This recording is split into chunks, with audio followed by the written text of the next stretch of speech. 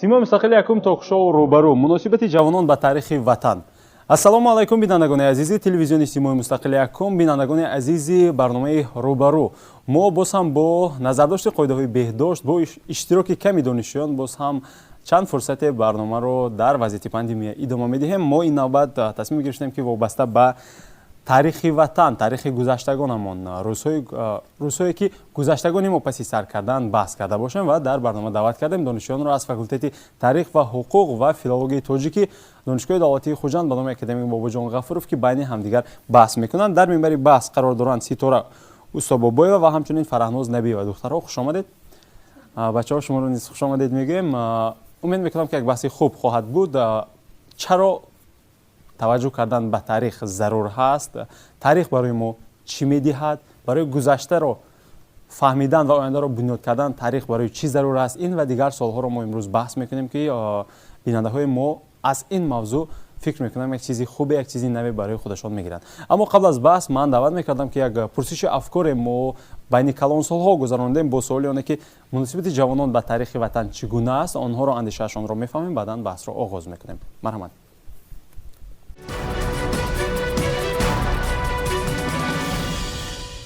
همش نه میآموزن. مثال درس گفتگی میخوانند، مثال دانشگاه و اینستیتوت میخوانند که میآموزد. به غیر از دانشگاه مثال مکتب میلی وقت مکتب دانشگاه و میآموزد. اگر هم تو گیریم نمیآموزد. یکم فکر من دوران پرزیدنت به هر یک اوله کتابی بابا جان غفوروف تاجیکان رو بگه. این با برای سایقل دادنی و دانستن تاریخ قدیمه، دانستن شخصانی معروفی تاجیکستان یاردم می‌کرد و البته هر یک آدم میخواند چون این افتخاری ما. توجه میکنم. خیلی درس میخونم. به غیر از درس مکتب اینترنت میردار. البته دارن. من خودم آموزگاری مکتبی میانه هستم. اونها بسیار هم شوق دارن برای خواندن این تاریخ خاکی تاجیک. نظری من به میکنن. نه ندارم.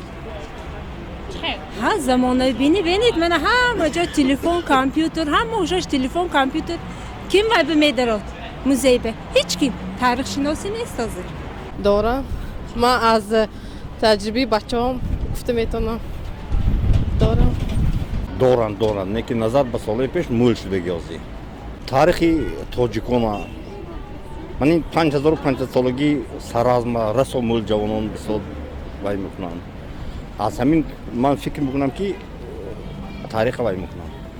همانا وای تلویزیون دیدوسیم و برآمدهای بچه‌های نورستی کتابخوانی میکنن، همشه میکنن. من شاه جوزی گفتن 60000 یک دخترچه همه اینا دیده خلاصه اوندا ممکن که پیشروی میشه. همشون جانبینیشون بلند کردن، کتاب خوندن، معرفتشون بلند کردن. دارم. خیلی شرح میدید نشان من همش حرکت کرده خورده گشته است. با کمتر نسبت ازبکستان اینجا اینستیتوش ارزش رگی. ازبکستان مردم اومده خونده است. اکنون سر کرده. اما من بعضی تلویزیون‌ها میبینم خرسند میشم که اکنون ما هم روسیه با این سر کردیم تاجیکستان هم. اما خرسند میشم که من 20000 و 30000 و 15000 گفتم من گفتم اکنون یا صاحب خودشون جلب میکنم. اما رحمت همین مولتر شده است نفس میشه خدا خواهد. دوران البته دوران خیلی شرح میدید. کتاب میخوانند جوانان، جهان بینیشون وسیع.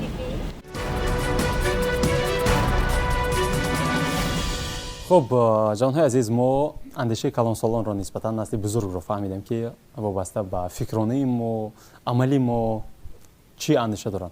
من باید از خود شما سوال کنم که امروز ما جوان‌ها فکر میکنیم، توجه داریم به تاریخ خودمون، به تاریخ گذشتگانمون یا اینکه نه؟ میدونید اساسگزار صلح و وحدت ملی پیشوای معظم ملت پرزیدنت جمهوری تاجیکستان محترم امالی رحمان درباره تاریخ چی فکر دارند؟ میگویند که تاریخ یکی از واسطه‌های تشکل شخصیت است. تاریخ را همان کس دوست نمی‌دارد که از عقل بیگانه است. واقعا این سخن درست است. باید ما جوانان و شهروندان جمهوری تاجیکستان باید تاریخ خود را دانیم. омӯзем ва дар оянда бояд онро татбиқ кунем, зеро дар тарих бисёри мардум хатогиҳо карданд. Бояд ана ҳамон хатогиҳоро мо дар оянда содир накунем. фаҳмо имрӯз мо таваҷҷӯҳ дорем ки набиёд ба ҳамин сол посух мегӯем? ба фикри ман бисёри ҷавонон таваҷҷӯҳ надоранд, зеро назар ба тарих ба онҳо интернет бисёртар шавқовар аст. фаҳмо. хуб, ман низ чунин андеша дорам ки ду гурӯҳ ё худ ду гурӯҳи ҷавонон мавҷуд ҳаст. яке ба монанди инҳо ки ба таърих рӯй овардаанд, мехоҳанд таърихро омӯзанд ва барои наслҳои оянда ба мерос гузоранд, вале қисмати зиёдаш надоранд, чун ба мушоҳида мерасад бисёр ҳолатҳое мешавад ки доир ба урфу одат ё санаҳои таърихӣ ки онҳо муаррифгари таъриху миллати ватанамон ҳастанд, ҷавонҳо дар бораи онҳо кам маълумот доранд ё худ хато мекунанд. ман низ андеша дорам ки нисбатан кам аст. фаҳмо. хуб, иштирокчиёни азиз, шумо чӣ мегӯед? мо таваҷҷӯҳ дорем ҷавонҳо ё ин ки не? Марҳамат. аввалан ассалому алайкум. бале, ба саволе ки шумо ба мо додед, ҷавононе ки нисбати таърихи худ муаррифӣ карда наметавонанд, баъзе ҷавононе ки ҳам ба интернет рӯй овардаанд ҳам ба таърихи худ ки назар намеандозанд, бисёри онҳо метавонанд дар навбати худ дар ду паҳлӯ ҷудо шуданду, вале пайваста кӯшиш намуда истоданд ки Тоҷикистони ватани худро дар дигар давлатҳо низ муаррифӣ намоянд. Бале, метавонанд ки онҳо таърихи худро муаррифӣ кунанду таваҷҷӯҳи худро ба таърихи худ назар афкананд. ташаккур. Марҳамат. шахсе ки таърихи гузаштаи худро намедонад, ҳеҷ вақт шахсе бо фарҳангу бо маърифат буда наметавонад ва ба қадри халқу миллати худ ҳеҷ гоҳ намерасад. ва донистани таърих ин барои ҳар як шаҳрванди хурду калони кишвар муҳим ва зарур мебошад. мо бояд зина ба зина таърихро омӯхта ва гуна ба гуна дониста худро дар арсаи ҷаҳонӣ давлат миллати худро муаррифӣ карда тавонем ва барои ин барои мо зарур аст ки аз таърихи худ огоҳӣ бошем. ва имрӯз мо воқеан ҳам таваҷҷӯҳ дорем ба таърих ё ин ки не ба фикри шумо? на он қадар. На он қадар. хуб, шумо чӣ мегӯед дӯстон? мо имрӯз таваҷҷӯҳ дорем ё ин ки не? балангӯед аз шумо. хуб гуфтед. рост имрӯзҳо ҷавонон ба ду гурӯҳ ҷудо мешаванд. яке бештар ба китобхонию ба таърихи худ майлу рағбат доранд, яке аз ҷиҳати бетарафӣ ба корҳое ки ба онҳо ягон манфиат надорад ба мун машғул ҳастанд. ва мо бояд бештар ба таърихи худ рӯй оварем ва аз онҳо ибрат гирем ки онҳо чӣ гуна буданд. хуб, шумо дар факултати таърих ва ҳуқуқ таҳсил мекунед. шумо дониста ин касбро интихоб карда ё ин ки ин интихоби маркази тести буд ки бале шумо ба ҳамин қадар? не, худи худо мо аз чаро масалан шумо хостед ки таърихчӣ шавед? барои он ки мо метавонистем берун аз худи донишгоҳ низ омӯзем, лекин мо ба дониста ба худи ҳамин донишгоҳ ба ҳамин факултет дохил шудем, чунки бештар чуқуртар бо он омӯзгорон профессороне ки ҳастанд бо онҳо чуқуртар омӯзем ва бештар таваҷҷӯҳи худро ба ҳамин равона кардем. ситора, шумо бо кадом ихтисос таҳсил мекунед имрӯз? омӯзгори фанни таърих ва ҳуқуқ. чаро масалан аз фанни таърих ва ҳуқуқ? пеш аз ҳама таърих барои ман хеле шавқовар буд. ман аз хурдим ба таърих шавқ доштам ва дар давраи мактабӣ ман олимпиада мерафтам. барои ман ин шавқовар буд. дар ҳақиқатам худи вай симои зинда اون کتاب میخونیم مثلا یگان حادثه پیش چشمم بعد خوندن یعنی همون کتاب پیش چشمم میبیاد تصور کرده میتونم برای من خیلی این شوق آور بود. خب شما برای چه ماس همین رویه رو انتخاب کرده که همین سمت رو؟ من نیز به همین فن تاریخ شوق و رغبت زیاد داشتم و برای از тарихи худ, гузаштагони худ огоҳӣ пайдо кардан. Мо агар тарихи худро надонем, ҳеҷ гоҳ пеш рафта наметавонем ва ватани худро низ ҳимоя карда наметавонем. ҳамин гуна.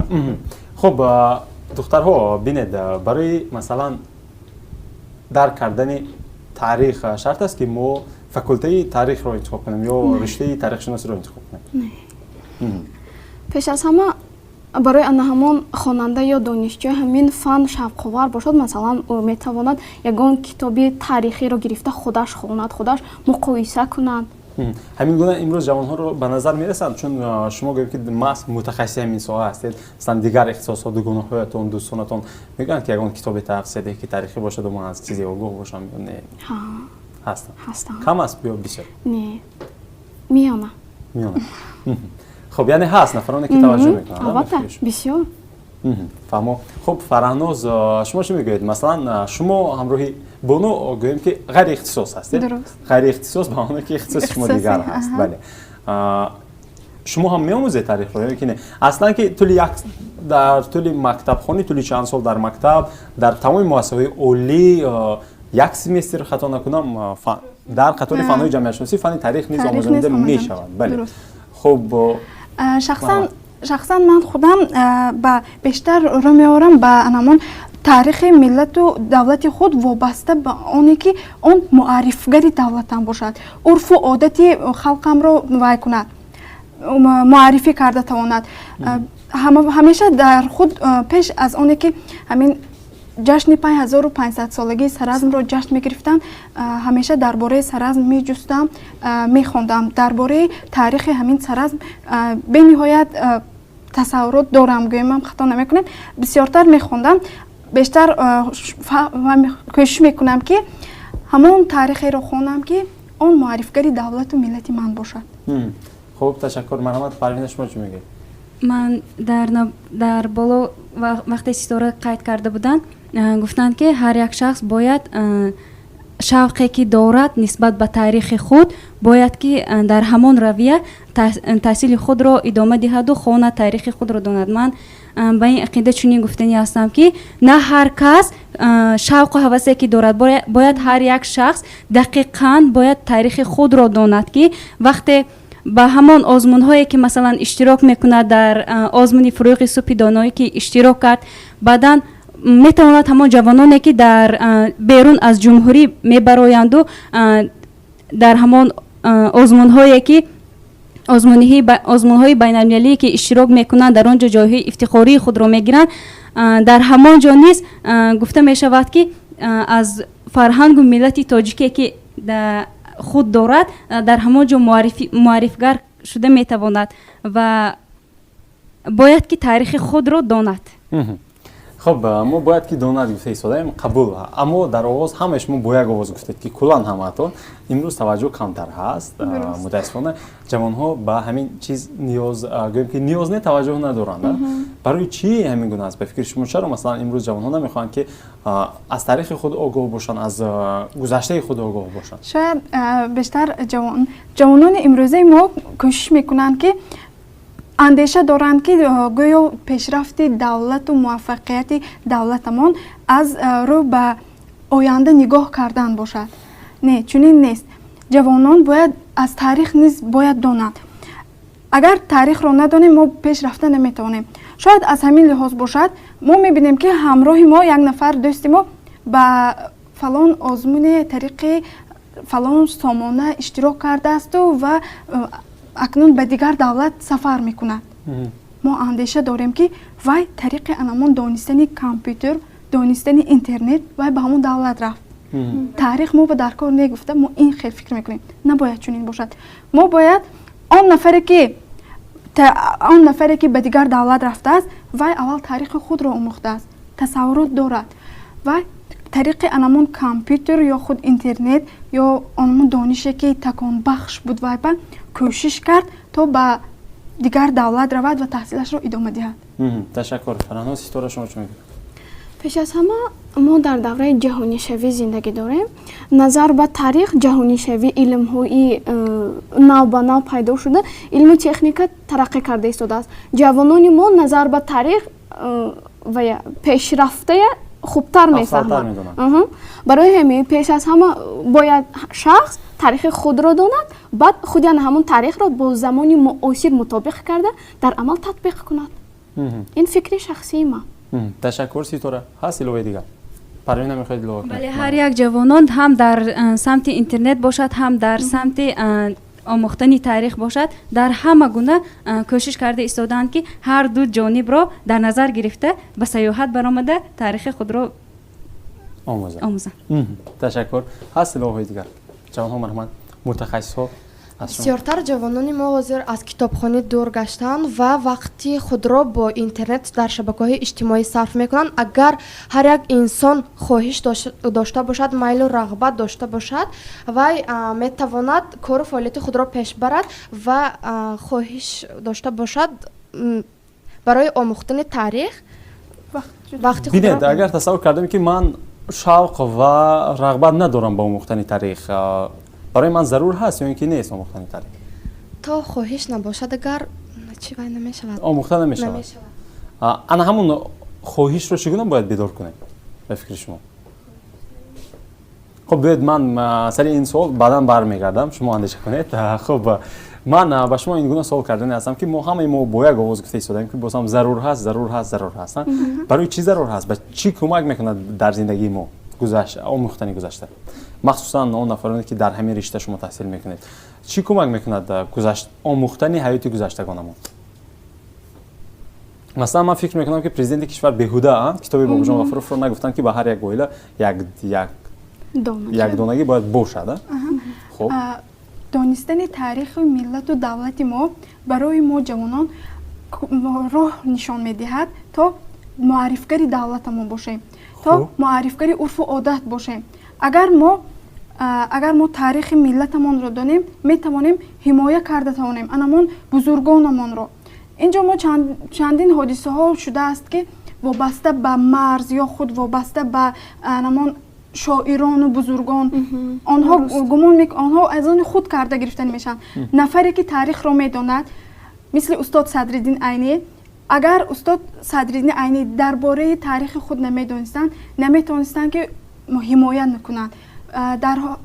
агар он нафар таърихи худро хуб медонистанд, албатта кӯшиш карданд ки анамон давлати моро ҳимоя кунанд ё худ анамон бузургоне ки аз миллати мо ҳастанд, онҳо нажоди мо ҳастанд, вале эронтаборҳо мегӯянд ки не, инҳо аз мо мисол. ин бобат ба бештар мо кӯшиш карданамон дар кор ки анамон ҳимоя кунем, хоҳ марз бошад, хоҳ бузургон, хоҳ анамон миллату урфу одат. мо метавонем ки бо воситаи донистани таърих ҳамонро ҳимоя ва ҳифз намоем ва барои насли оянда пешниҳод намоем. ташаккур Фаранос. Ситора, шумо чӣ мегӯед? чаро зарур ҳаст аслан ҳамин омӯхтани таърих? зарур аст барои ҳар нафар? масалан имрӯза ҷавонони мо ягон филма тамошо мекунанд, пеш аз ҳама таърихи ана ҳамон филма меомӯзанд. ман ин ролба кӣ бозӣ карда буд, ин кадом ролба бозӣ кардааст, ана инам таърих. барои чӣ мо масалан филмҳоро таърихаша меомӯзем, таърихи худро намеомӯзем? пеш аз ҳама мо таърихи худро омӯзем, мо ватандӯст мешавем, монда ҳиссиёти миллӣ, ватандӯстӣ бедор мешавад. ба хотири ҳамин ҳиссиёти ватандӯстӣ, худогоҳи миллӣ бедор кардан, асосгузори Сулҳ ваҳдати миллӣ, пешвои муаззами миллат, китоби тоҷикон, яъне шиносномаи тоҷиконро ба бахшида ба 30-солагии истиқлолияти давлатӣ ба ҳамаи оилаҳо якдонагӣ тӯҳфа мекунанд. ина бинед таваҷҷӯҳи пешвои миллат ба таърих чӣ қадар зиёд аст. пас барои чӣ мо ҷавонон таърихи худро намеомӯзем? мо бояд биомӯзем. фаҳмо. ташаккур. Ситора, марҳамат. бачаҳо шумо чӣ мегӯед? аслан барои чӣ зарур ҳаст ҳамин? барои чӣ кӯмак мекунад ба мо? дар зиндагии ман ва шумо чӣ кӯмак мекунад омӯхтани таърих ё омӯхтани гузаштагонамон?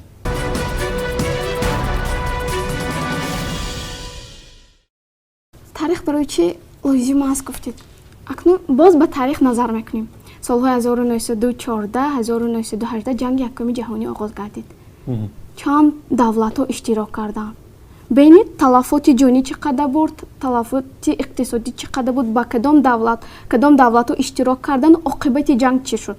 ҷанги дуюми ҷаҳонӣ, ҷанги бузурги ватани худи Тоҷикистон, ҷанги шаҳрвандӣ, ҷанги бародаркуш, ана ин ҳамаш таърих. мо таърихро омӯзем, ба анаҳамун хатогиҳо роҳ намедиҳем. Пеш аз ҳама анаҳамун ҷангҳои дар дохили Тоҷикистон мешудро пешгирӣ карда метавонем. Зеро агар дар дохили як давлат ҷанг шавад, дар он ҷо талафоти ҷонӣ мешавад. Ба иқтисодиёти давлат зарар мерасонад. Ба мардум, на танҳо ба мардуми Тоҷикистон, ба мардуми ҷаҳонӣ оё анаҳамин лозим аст? нест албатта. Ташаккур Ситора. Хуб, ҳаст боз иловаи дигар?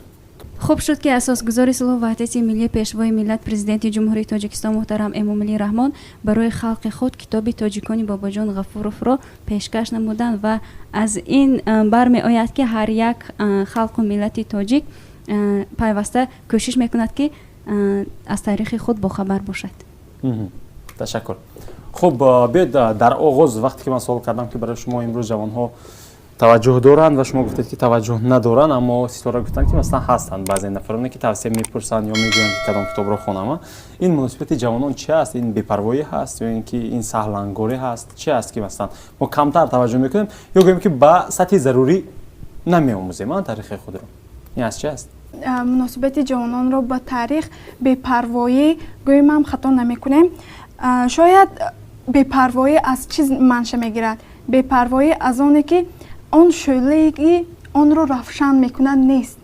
он шӯълае ки ҳамон дар ҳисси ватандорӣ ё ҳисси донистани таърих нест. мо ба мегӯем ки китоби Темурмалик, қаҳрамони халқи тоҷик Темурмаликро хон.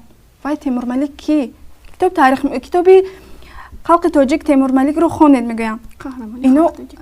инҳо андеша надоранд ки вай чист. ман бояд ба ин нафар тарзе муаррифӣ кунам ки он нафар шавқ пайдо кунад ки онро хонад. бепарвоии ман дар намин мебинам ки бештар мо муаррифӣ кардан ба каме мушкилӣ мекашем.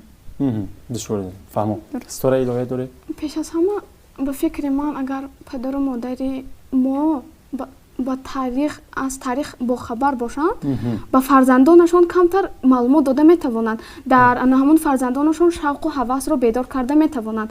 аммо баъзе аз волидайни мо ба фикрам ин гуна нестанд. пеш аз ҳама бепарвоӣ гуфтем, ин нисбатан дуруст. ба фикри ман ҷавонони имрӯзаи мо қавиирода нестанд. агар қавиирода мебуданд, таърихи худро медонистанд ва дар ягон ҷо ватани худро муаррифӣ карда метавонистанд. ман ба як андеша ин кас зид ҳастам. ин нафар гуфтанд ки падару модарони мо таърихро дониста барои фарзандонашон муаррифӣ намекунанд. не, чаро? падару модарони мо ҳамашон анамон ҷанги шаҳрвандие ки гуфтед аз сар гузаронданд, ана ҳамон рӯзҳоро гузаронданд, рӯзҳои гушнагӣ, ташнагӣ ё худ қиматӣ, нарх қимат буданд. инро аз сар ҳар як падару модар ман андеша дорам ки дар хонаводааш мегӯяд ки мо фалон солҳо ҳамин корҳоро мекардем, ба мо манем хеле мушкилиҳо буд, вале имрӯз шумо ба шароит муҳайё хонетон гуфта инро тақвият мебахшанд. ҳамаи падару модарҳо мегӯянд? мегӯянд. аксарият мегӯянд. ман чунин андеша дорам. шумо чӣ андеша доред? бузургони мо барои мо аслан тақвият медиҳанд омӯхтани таърихро ё ин ки не? албатта тақвият медиҳанд. хай 5 панҷа баробар нест мегӯянд. падару модарони мо ки аз таърих гувоҳ ҳастанд, албатта фарзандони худро дар роҳияи ватандӯстӣ, худогоҳӣ, хештаншиносӣ тарбия карда метавонанд. фаҳмо. шумо чӣ мегӯед бачаҳо? ин на балки ба падару модари мо вобаста аст, балки дастаҷамъона ки мо кӯшиш мекунем ки таърихи худро ба фарзандони худ омӯзонем, аз қарсак аз ду даст мебарояд. яъне мо худамон бетаваҷҷӯҳ ҳастем. фикри шумо бинед бачаҳои азиз, майлаш мо гуфтем ки масалан Ситора гуфтанд ки қавиирода нестанд, Фарҳноз гуфтанд ки каме бепарво, масалан Парвина ҳам ҳамин андешаро ҷонибдорӣ карди сода. ҳамин қавиирода набудан, бепарвогии мо ва дигар баҳонаҳое ки дорем мо аз чи аст? барои чӣ мо бепарво ҳастем ё қавиирода нестем? мо барои чӣ хел? ба худ боварӣ надорем. барои он мо қавиирода нестем ки ба худ боварӣ надорем. хуб тарс, ҳаяҷон бештар ба рӯи мо ғолиб меояд. шояд мо камтар дар байни умма иштирок кунем, камтар бошем. мо бештар аҳолии Тоҷикистон бештараш ва анамон шаҳрнишин неву деҳот ба зиндагӣ дорад. آنها دیدگی نیستن چی رو دیدگی نیستن؟ تفکرشان آنقدر رشد کردگی نه مردم دیهو با اون نظری که چندین کینوهای حجتی رو هم مشاهده کردم که باید همون نفری که از دهات هست باید یگان سخن گروند یا خود گویم اینترویو میگویم و او میترسد از کدام حساب دیگه نه میترسد. پس از برای گذشته خود رو آموختن هم میترسن آنها همین بودن؟ نه به فکر من میترسن نه فقط شرم میدارن. از چی شرم میدارن؟ از گذشته آموختن؟ نه مثلا خیلی معرفی کردن مزه است هر کس نمیآید پیش از همه وی همون حدیثه یا وی باید خودش داند بعد به دیگران معرفی کرده میتواند اما بعضی جوانان یا اینکه جوان دختران شرم میدارند. نه معرفی کردن یک طرف مسئله هست معرفی کردن هم از دونستن وابسته است. بعضی جوانان ما مثلا همون تاریخ رو میدونند لیکن معرفی کردن نمیتوانند پیش از همه شرم میدارند لیکن میدونند. فهمو شاید در نظر آنها چنین نماید که وای چیزی به ارزش است گفتن نمیتوانند. ها شاید چیزی به ارزش است و گفتن نمیتوانند ولی در اصل اون چیزی یعنی ما حاضر به این نقطه نظر آمده رسیدیم که یعنی ما تاریخ رو میدونیم اما معرفی کردن نمیتوانیم همین بوده یک اندازه به همین خلاصه آمده ایستادیم ما اما در آغاز خلاصه های ما دیگر بود اندیشه ما دیگر بود که ما گفتیم که ما نمیآموزیم. خب شما چی میگید بچه‌ها؟ ما واقعا هم نمیآموزیم توجه نداریم میگیم که معرفی کردن نمیتوانیم میدونیم معرفی کردن نمیتوانیم من سنجیدن هم ممکن مرحمت جوانان به خود باوری ندارند اگر خیلی آنها خواهش داشته باشند برای آموختن تاریخ اگر حرکت کنند همون چیز میشود. باوری ندارند به خود باوری ندارند برای همین تاریخ رو نمیآموزند باز بسیارتر به هیجان میافتند. ببینید باوری نداشتن یا قوی اراده نبودن چی دخالت دارد با آموختن تاریخ یا با معرفی تاریخ گذشتگان. خب کی میگه برای من؟ خب بیاید من برای شما این سوال کنم ما مغامر هستیم یا نه همین رو بگید. بله هست.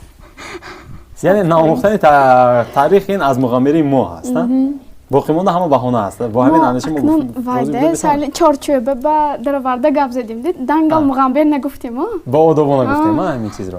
خب یعنی یک اندازه ما مغامر هم هستیم که تاریخ گذشتگانمان رو نمی‌آموزیم به خاطر اینکه فکر می‌کنیم که به ما کمک نمی‌کنن اما ما سببش رو گفتیم که البته گذشته چگونه ما میتوانم آینده رشد کنم وقتی که چی گذشته‌ام رو نمی‌دونم.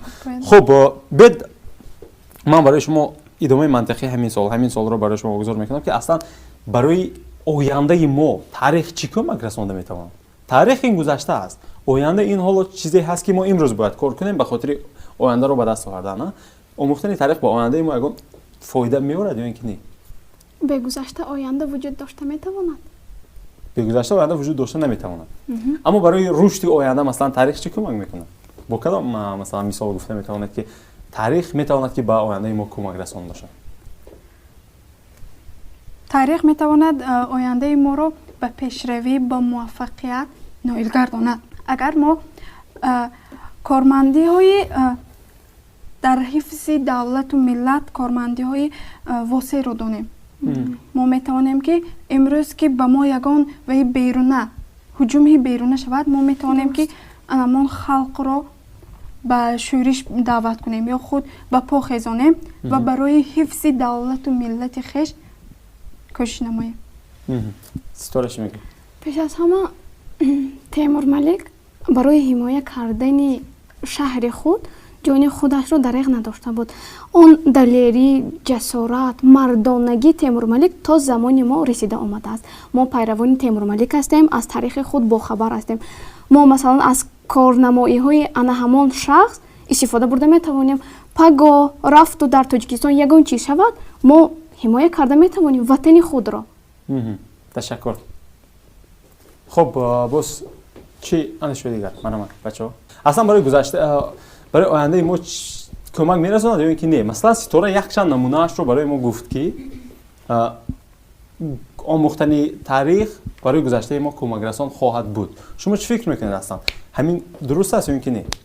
به همین اندیشه راضی بوده میتونید؟ بله درست است. ما میتوانیم از گذشته خود آینده خود را سازیم. تشکر.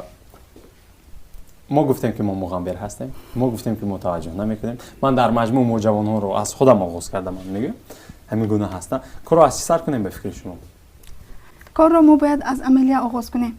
بارها طریق آینه نیلگون شنیدم درباره مجسمه اسماعیلی سامانی، درباره پرچم بلندترین تاجیکستان، درباره نشان دولتیمان، ولی هیچگاه فراموش نخواهم کرد که اولین مرتبه زیر انمان مجسمه رفتم یا خود در یک قطار پرچم و نشان کتابخانه ملی را دیدم. من افتخار ملیم بلند شد، هویت ملیم بلند شد. من خود رو باور کرده نتونستم که این تاریخ من است.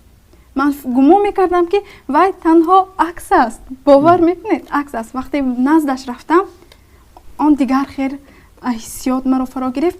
من نیز اندیشه دارم که برای آموختن تاریخ چرا ما با دیدن یک گروه تشکیل نکنیم، با دیدن انمان نیروگاه برقی آبی راغون نرویم، با دیدن سرازم نرویم، از جایهای تاریخی دیدن نکنیم. استادمان گفتن در اشت یک چشمه هست، در آنجا بسیار آدمان شفا می‌یابند، ولی محیطش سازگار نیست. آن معرفی نشده است تا حال. شرایط تا حال مهیا نیست در آنجا. یا خود پدرم به نزدیکی با اشت در جای رفتن آنجا طبابتی بوده است. از نمکی که اشت لایی که از نمکی گرفته میشد از همونجا طبابت میکردن. همه سال سیاحان خواه خارجی خواه داخلی میرفتن به آنجا، ولی کسی حال تا به حال آنجا معرفی نشده است. ما باید آن رو معرفی کنیم، در عمل تطبیق نماییم. من چنین اندیشه دارم. خب تشکر فرانوز. مرحمت سیستورا شما چی میگید؟ کار رو از چی سر کنیم ما برای آموختن تاریخ؟ بخشیده به 30 سالگی استقلالیت دولتی جمهوری تاجیکستان، کتابی که از طرف اساسگزار صلح و وحدت ملی پیشوای معظم ملت تحفه می شود، یعنی تاجیکان باباجان غفور، باید از خواندن آن همین کتاب آغاز کنیم. زیرا ما خودمون رفتن همون کتاب رو نمیخریم. اقلا آن همون کتابی که به مزد می آید، آن همون رو باید بخونیم.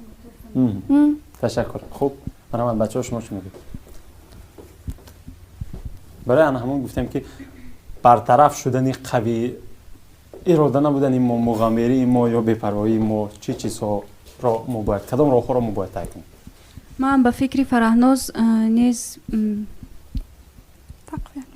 تقویت میبخشم که هر یک شخص در عمل باید همان کاری که تاریخ خود را آموختن میخواهد در همان جا باشد، قرار داشته باشد، نه اینکه از طریق نیلگونه که او تماشا میکنه دو تنها فکرهای خیالی که در معنی او دارد باید در همان جا مثلا برای آموختن آن و درک کردن حسی بلند افتخاری وطنداری خود را نیز درک کرده باشد.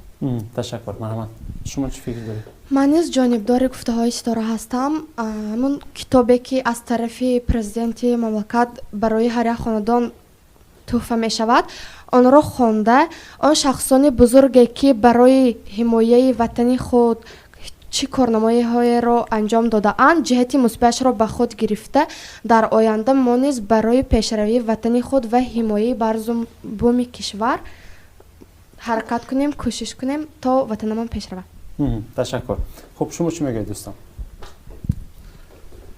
من گفتنیم که ما باید در عمل تطبیق کنیم و برای در عمل تطبیق کردن ما بیشتر به جایهای تاریخی کشور اول سفر کنیم، بعد باز در همین حالت یک باره هر کتاب‌های تاریخی که ما داریم خوانیم و از آنها عبرت گیریم. تشکر زیاد. خب جوانای عزیز، اصلا برای آموختن تاریخ ما پدر و مادر ما، والدین ما، استادان ما، محیط اطراف ما رو تلقین میکنن به همین یا اینکه نه؟ امروز شما چی اندیشه دارید وابسته به همین؟ خب تلقین میکنن یا اینکه نه؟ میکنن. مثلا در دانشگاه آموزگارا میگوین باید در دانشگاه فاکولته تاریخ حتما که چون شما تاریخچه هستید میگویم در مثلا در دانشگاه دولتی خوجان 17 تا فاکولتت باشد همه فن تاریخ رو میگذارن. فن تاریخ رو میگذاریم تنها یک سمستر. این موافق تعلیم چه است؟ وزارت معارف است که حتما در تمام مؤسسه‌های عالی کشور این چیز آموزانده می شود. اما منظوری من این است که مثلا در اویلا، در محله، مثلا یک نفر بابایمون، یک نفر بیبیمون، پدرمون، مادرمون، خلاص محیط اطرافی ما تلقین میکنند که در گذشته این گونه بود یا در گذشته این گونه نبود، این کارو کن، این کارو نکن، میگن یا اینکه نه؟ من در بالا قید کردم که هر یک پدر و مادری ما که روزهای سخت رو دیدن این رو تعقیب میکنن یا هر یک پدر و مادر میکنند. محیط اطراف نیز امروز تا اندازه میکنند. ببینید آزمون فروغ سپید دانایی جنبش شده ایستاده است، همه درباره او سخن میرانند، اندیشه دارند که ببین فلان نفر سین و سالش چقدر خورده است، فلان قدر کتاب رو خونده است، و همین تاریخ وابستگی دارد. کتاب‌های خوانده وی وابسته به تاریخ است. البته محیط کم و بیش هم باشد که تاثیر خود را میرساند. محیط اطراف و امروز محیط سازگار است. سازگار است.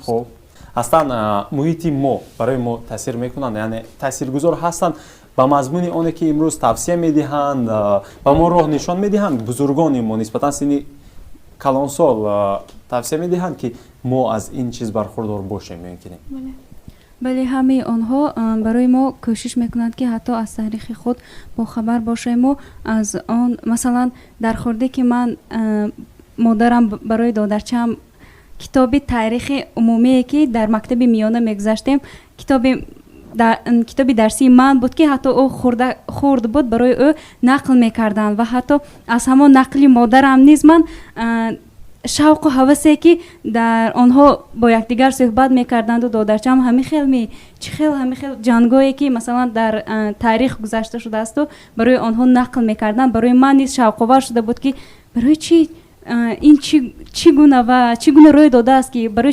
چی این گونه رویدادهایی که به عمل آمده است برای من نیز شوق آور بود که آن را آموزم و تطبیق نمایم و محیط سازگار می باشد که برای ما تاریخ خود را آموزیم.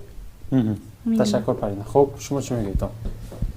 البته برای آموختن تاریخ محیط نیز تاثیر میرساند. مثلا آن آدمانی کلانسال که برای مثلا خوردن دوره‌های پیشتر را نقل میکنند، بسیارتر اگر جالب باشد همون شخص حرکت میکند که همین چیز را یافته خواند، دریافت میکند. تشکر. فرهناز ادامه میخواد. من به پیر مرا که در نمانی هرچند که ستمگری زمانی وقتی که کلانسالان ما رو نصیحت میکنن وابسته به تاریخ یگان چیز گفتنی شوند یا حکایت گفتنی شوند، ما فکر میکنیم که آنها چون همیشگی نصیحتی خالی میکنن و اهمیت نمیدهند. بعداً جوانان در محیط ما همون تاریخ ما در دوره مکتبخانه دو فن میخونیم، تاریخ خلق تاجیک و تاریخ عمومی. تاریخ خلق تاجیک نسبتاً ساده و آسان‌تر است، میفهمید، ولی تاریخ عمومی چنان سبکش دشوار نوشته شده است که ما بارها شکایت کرده ایم. حتی از همین لحاظ من گفتنی هم که یک محیطی که ما را از تاریخ دور میکند انمان سبکی دشوار بوده میتواند. سبکی دشواری نوشت. درست. فهمو. تشکر زیاد. خب بچه عزیز، اصلا با اون نفرانی که همسین سال شما هستند، جوان ها هستند، نورس ها هستند، نزدیک مانیتورهای خود نشسته اون من شما رو میبینن، شما چی توصیه میدید؟ چی خلاصه گرفتید از اشتراک در این روزه برنامه؟ با خودتون چی خلاصه گرفتید و چی توصیه ها میدید؟ اصلا چیکار کنیم؟ خلاصه شما چی است؟ مرحمت. با نفرانی که ما رو میبینند یا خود جوانانی که همسین سالی ما هستند، من توصیه میدهم که حد امکان همون تاریخ خلق ما رو به آن درجه دانند که آن ما رو حمایه کرده تواند، ما رو معرفی کرده تواند. یک سیاحی بیاید و گوید که استقلالیت تاجیکستان چند است، ما ندانیم، این عیب است. باید دانیم که کدام سال تاجیکستان ما استقلالیت را به دست آورد. این خود یک تاریخ است. هنگام دانستن ما معرفگر میشویم. من به همون همسین سالانم خواهش میکنم، التماس میکنم که حتما باید از پس آموزش شوند و دانند که تاریخ چیست. تشکر فرهناز. سپاس. مرحبا ستاره، شما چی میگید؟ شخصی که تاریخ وطن خود را میداند او در حقیقت وطن خود را دوست میدارد. معرفگر وطن خود است. در آن حسیات بلند وطن دوستی هست، خویشتن شناسی هست، خودآگاهی ملی هست. پس برای چی ما تاریخ وطن خود را نمی آموزیم؟ пеш аз ҳама мо таърихи ватани худро омӯхта муаррифгар ва парчамбардори ватани хеш бошем ва барои мудофиаи ватани хеш камари ҳиммат бибандем. ташаккур ситора. хуб, марҳамат. ҷонони азиз, хулосаи шумо аз имрӯза мавзӯъ.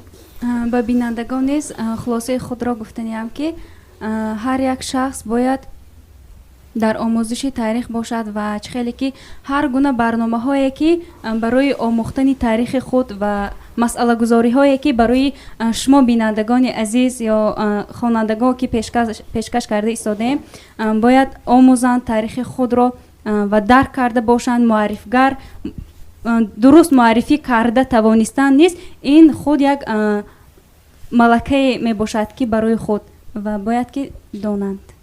ташаккур. марҳамат. чӣ хулоса ҳаст? боз ягон хулоса дигар.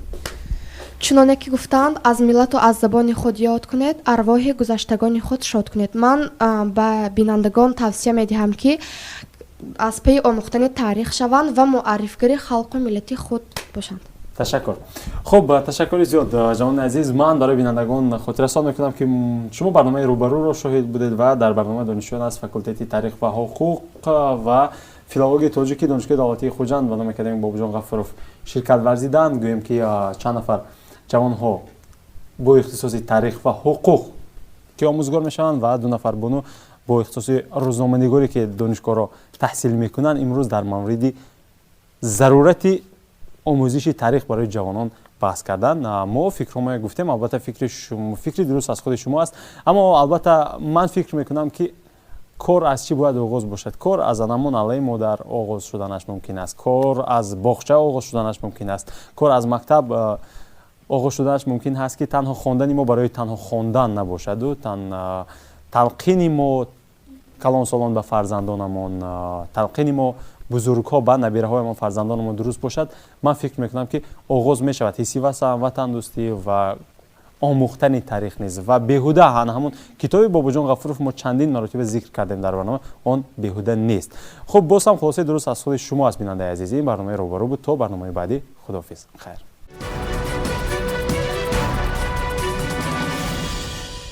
устод, ман медонам ки барнома нисбатан дигар нисбат ба барномаҳои гузашта камтар суст буд, ҷавонҳо камтар суст буданд. шумо чӣ мегӯед устод? ман ин гӯем камтар набудани камбудани баҳс эҳсос шуд ва ман бо як бори дигар гӯед вақте ки тамошо кардам барои худам баъзе қайдҳои навишта гирифтам, баъзе нуктаҳоро барои худам қайд кардам ки шояд ҳамин фанни таърих дар мактаб шавқовар омӯзонида намешавад. фараҳноз гуфт. ҳамин гапа гуфта, на фараҳноз, чунки мушкилфаҳм гуфт. бале, чунки фанни таърих аслан бисёр бояд шавқовар бошад. барои он ки нигоҳ кунед, масалан чанд барномае ки ман дар мавриди ҳамин соҳибдилон 1-2 нафар ҳамсоҳибатои ман дар бори таърихи ҳамин маҳалли зисти худашон нақл карданд.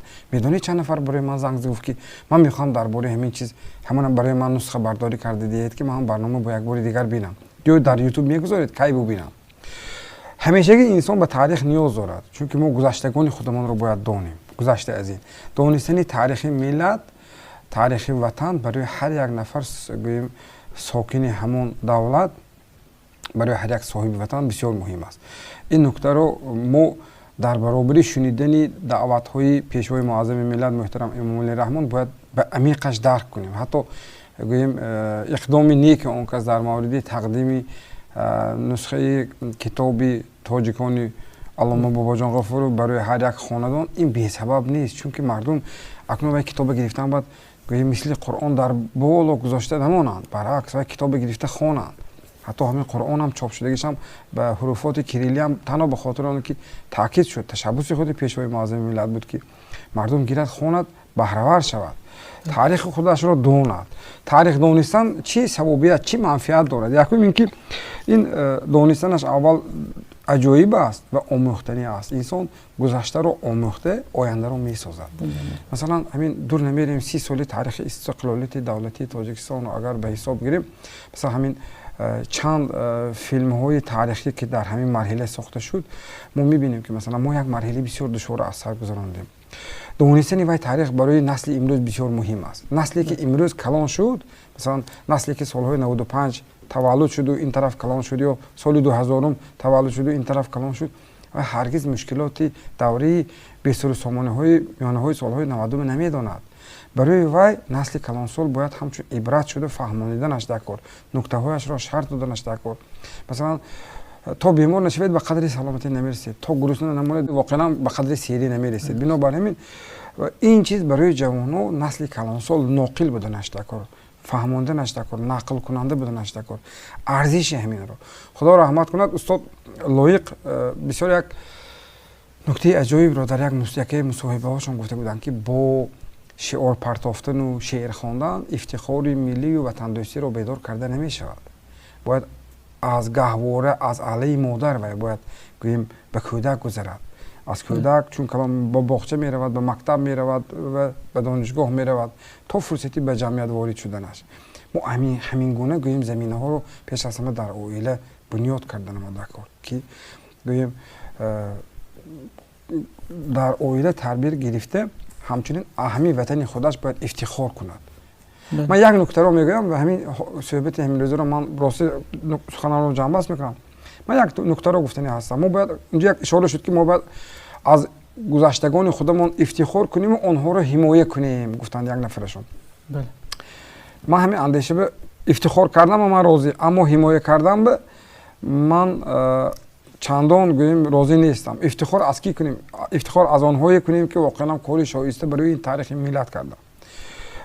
و سال 2007 ما در یپونیا بودیم و اونجا مثلا نمایندگان 5 کشورهای آسیای مرکزی از جمله قزاقستان و قرقیزستان و تاجیکستان و ازبکستان و ترکمنستان جوانها رفتگی و اونجا بحث رفت و یکی از نماینده‌ها یکی از ملت‌های کشورهای آسیای مرکزی گفتن که مثلا ابو علی ابن سینا فرزند این گوییم فرزند این دولت است و ما تاجیکان همیشگی افتخار داریم از علامه بزرگ ابو علی سینا که مثلا نام مادرش ستاره بود، نام پدرش عبدالله بود، تاجیک است و ما نیز دعوا کردیم که او مثلا فرزانه تاجیک است. و همونجا یک نفر نماینده گوییم که وزارت کارهای خارجی یپونیا بود یک نکته عجیب گفت. من سال 2007 انا همین نکته رو برای خودم قید کردم و من نقطه گذاشتم که دیگر هرگز من جای در مورد این فرزند ما بود گفته دعوا نمیکنم. اون کس بسیار فکر عجیب گفت. اگر سینا امروز زنده می بود از این افتخار شما خرسند میشد؟ از این جنجال شما خرسند میشد؟ شما باید کاری کنید که آیندگان از شما افتخار کنند. بنابر همین امروز ما تاریخ را چنان آموزیم که برای آینده ها یک چیز شایسته را پیشنهاد کرده توانیم. این بسیار چیزی مهم است. ما باید افتخار کنیم، ما آنها را باید آموزیم و همزمان نقشه زندگی فردا را نیز باید بنیاد کرده باشیم. فکر میکنم فن تاریخ در مکتب ها باید با یک اصولی بسیار گوییم جالب آموزانده شود، چون که تا اگر شما جالب نقض نکنید، تا خوراک بسیار بامزه نپزید سری دسترخوانتان بله شما کدام آشخانه را انتخاب میکنید؟ آنجایی که خوراک واقعا طعامی بامزه پزد. بله. گذشته از این بسیار خوب پیشنهاد کنند، نرخش هم نیز دسترس باشد. بنابراین این بسیار عامل های هست که ما باید سر این مسئله اندیشه کنیم. به هر صورت برنامه آغاز بود. من فکر می‌کنم این مسئله باز پهلوهای دیگرش کدی برگشتن در کار هستند. تشکر استاد. رحمت.